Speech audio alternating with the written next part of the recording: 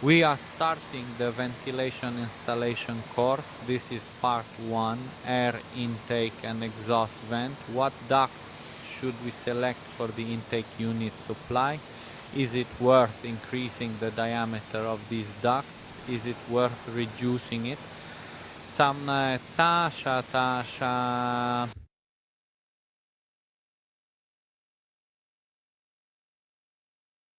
The first rule of installation. Here we have an exhaust vent. I chose an exhaust with some damage and one with quite a lot of resistance. Why does it have a lot of resistance? Well, because here we have little airflow. This one has larger ones on both sides and at the front, but we'll set this one aside. Here I prepared the characteristics of the unit. They are average. When we install the air intake pipe, we pass it through the wall, insert it in a 200 diameter pipe like this. We insert it into our pipe or round duct.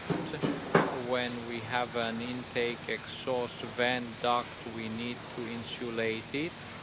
I suggest a rubber mat, let's say size 13.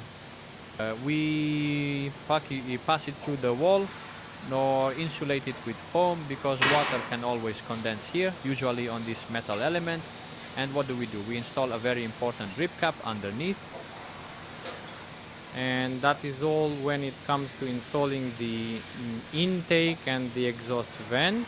At the exhaust there must be a drip edge which we provide free with each item, because if we do not install this drip edge, some dirt may appear on the wall, because on this element, if fresh air is coming in from the unit, fresh meaning warmer than outside, water condenses and then something might appear on our facade. We specifically designed the intake in such a way that this part is made of plastic so that condensation does not occur here, and if at all, condensation might occur here on this stainless steel, but since it's stainless steel, it is well known that they are long lasting. We minimize water condensation, so we need to install this on the outside of the wall. The intake should not be installed on a south facing wall. If the intake and exhaust vent are to be on one wall, from my experience there should be at least 3 meters between them. There are manufacturers who make intakes and exhaust vents in one element. I don't know how they do. Yeah, I haven't worked with these. I know it's a popular choice on the market, but whether the intake and the exhaust air mixes, I have no idea. Now, we know we have to install a drip edge. We know that with our ventilation duct with a diameter of 200 is an ordinary galvanized metal pipe. Must be insulated when it goes through the wall. Very often in films or in projects, I see people increasing diameters. If, for example, the unit has diameter 200 coming out, everything is prepared for diameter 200, they do 250. Does it make sense? Let's calculate it scientifically. Very important, I forgot. When we install air intakes or exhaust vents and it's on the side where there are fields, meadows and so on, it's best if there is access, because each of our air intakes and exhaust vents has a mesh. This mesh in the front sometimes gets dusty, clogged. We've been on construction sites where, say, the fan wasn't working. We looked to see what's wrong. We thought maybe an animal got into the duct, chewed through something. We looked, the intake has been clogged with dirt for 2 years. We had to climb a ladder and clean it. I have a pressure drop here. As I said, I selected an intake with some of the worst parameters. Here we have an intake Here we have an exhaust vent. The exhaust is below. Let's see. With a flow of 200 cubic meters, it has a drop of 6 pascals. With a flow of say 300 cubic meters, that's quite a lot already. Here it's 14 pascals. Is 14 pascals a lot for a pressure drop at the intake? Yes and no. Look, a meter of a 200 diameter duct with a flow of 400 cubic meters has about half a pascal, not even that, 0.4035 T.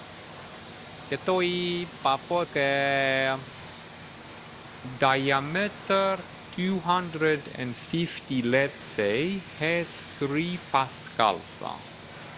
So if we have a distance of 10 meters from the unit, then 10 meters of a round duct with a diameter of 200, a ventilation pipe, will give us a pressure drop of say 5 pascals. If it were 250, it would give us a pressure drop of say 3.5 pascals. Large intake gives us a drop with 400, say 15 pascals. So altogether we have 20 pascals. But 10 meters of a diameter 75 duct with a flow of 30 cubic meters per hour means a pressure drop of 40 pascals, around 30, 31, 32. We need to remember that when our unit has nominal parameters of say 400 cubic meters, it is calculated with a pressure drop of 100 pascals. So we have 100 pascals. But also remember that our entire system never operates at maximum capacity. If it is 400 cubic meters, then these units usually operate at 100 cubic meters, 150, 200, because 20 cubic meters are needed per person. There are 5 people in the house, let's say, we need 100 cubic meters. See, Hosham, for 150 cubic meters, here is the exhaust, 3.5 pascals, 10 meters of 200 diameter ventilation duct at a flow of 150 is about 2 pascals. So we have 2 pascals. We have Mihambishita, say 5 pascals. So we have only a 5 pascal drop, and this ventilation duct 75, 10 meters, if it goes in a straight line, takes about 35-40 pascals. So look, increasing the diameter to 250 like some do in those videos on Facebook for us, instead of 5 pascals or 3 pascals, say we have 2 pascals or 1.5 pascals. By using an intake with a larger diameter, we have a drop of only 2. Then we have 3 pascals. So how much will we use? 3 pascals with such an arrangement, and calculate the costs of insulation, installation, increasing the diameter, for example, from diameter 200 to diameter 250. Does it make sense? Maybe so. If the distances are greater than 10-15 meters, we can use larger diameters. But if we are going up to 10 meters and the manufacturer assumed a 200 diameter at the unit, then we use those ventilation ducts with a diameter of 200. Does it make sense to expand the air intake? You have to answer that for yourselves, because what does physics tell us? If we were working at full capacity all the time, maybe we would gain 10 pascals over that distance of 10 meters. If we were to increase the diameter of our intake and exhaust vent, and if we increase the diameter of that duct, is that a lot? If 10 meters later, when splitting this 75 duct, it takes 30 pascals number. So if the manufacturer assumes that the unit should have, say, 4 inlets at 200, then leave it. It can easily run up to 10 meters at 200 and nothing will suffer. So to sum up very simply and in concrete terms for your installation, remember, if it's 200 at the unit, we usually go with 200 up to 10 meters. We also take 200 for this exhaust vent. The condition is if you have the intake and exhaust on one wall, keep the distance of 3 meters. And we know that the air generally doesn't mix.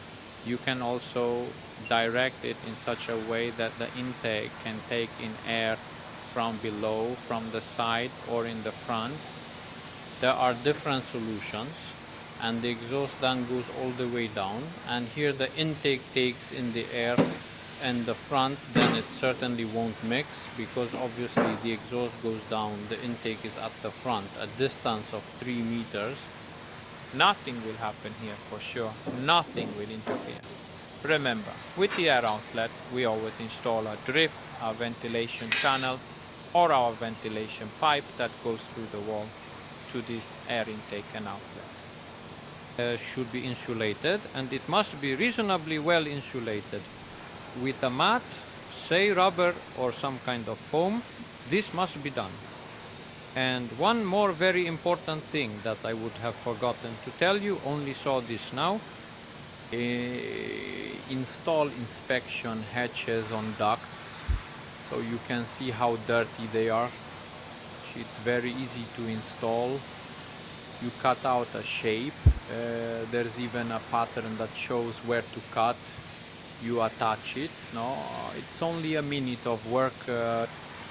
It can be disassembled so that you have access to these ducts and clean them. Because the most important thing besides these flows, which I am explaining, is hygiene. If we do not ensure the hygiene of our ventilation systems, they will not be usable. It's very simple to do. We cut out an opening, press it down. We already have a way to take a look. It must be done. This can still work without an inspection hatch if disassembly is possible, so that it can be cleaned. That's all I wanted to tell you today. As I said, if we have a diameter of 200, we use everything with a diameter of 200, unless the distance is greater than 10 meters, then we need to have a think. And as I say, the benefits as far as the flows for the money we have to put in, there will not be a return on it. So it's better to invest in say the section between the manifold box and plenum box. You could put 2 air supply vents in the bedroom, for example, to make it quieter. It will be more worthwhile than increasing diameters that take up a lot of space and so on. Next week we will post another video. It will be a continuation of our course, but I think you already know how to very easily select the diameters, intakes, exhaust vents, where to place them, how to insulate,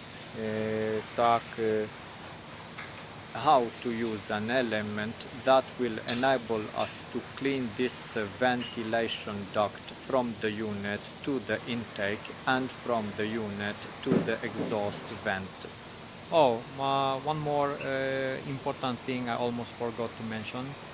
The exhaust vents can also be connected to the chimney. If there are, say, 2 chimney exits, when the chimney has a drip tray at the bottom which collects water under the exhaust vent, it can definitely be connected. The exhaust vent can also be connected to a tile vent, or 2 or 3 together. It's also very good if there is a slope to the unit, so that the water that condenses on that tile or the duct from the exhaust vent falls to the unit, and the unit has a drain collects it and it flows away. I also saw some very nice solutions that work brilliantly. I'll try to show you this at a construction site